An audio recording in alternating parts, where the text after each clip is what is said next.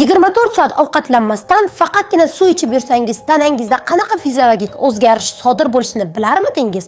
Keling, bugun shuni ko'rib chiqamiz. 24 soat ovqatlanmasdan suv ichib yurish qisqa muddatli ro'za hisoblanadi va tana o'z-o'zini tozalash rejimiga o'zini tayyorlaydi. Birinchi 6 soatlikni o'zida eng so'nggi yegan ovqatimiz hazm bo'ladi. Glyukoza qonga so'riladi va energiya sifatida tana uni ishlatishni boshlaydi. Kunning teng yarmi, ya'ni 12 soat o'tgandan keyin tanamizda glyukogen zaxiralari ishlatishni boshlaydi. Ya'ni bizning jigarimiz va mushaklarimizda saqlanadigan glyukogen energiya uchun ishlatilishni boshlaydi. Tanamizda insulin kamayadi.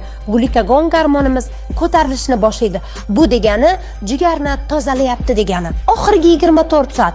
Agar siz kun davomida ushbu ochlikni to'liq 24 soat yakunlasangiz, yog' parchalanishni boshlaydi. Chunki jigarda saqlangan glyukogen zaxiralari ishlatilgani uchun jigar yog' parchalanishda tezroq ishtirok etishni boshlaydi.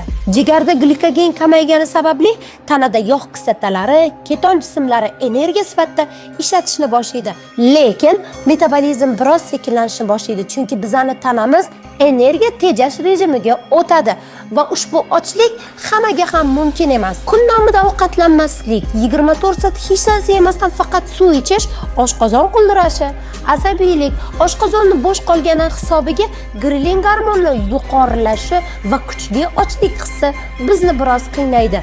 Yondosh kasalliklar bo'lsa, masalan, qandli diabet, qon bosimini pastligi, yurak bilan bog'liq muammolar, emiziklilik, homiladorlik bo'lsa, 24 soat ochlikdan birozgina cheklanish kerak. Ushbu video sizga manfaatli bo'ladi. Albatta saqlab qo'yishni, hech bo'lmaganda bir oyda bir marta sog'ligingiz ko'tarilsa, ochlik kunlarini qilishni unutmang.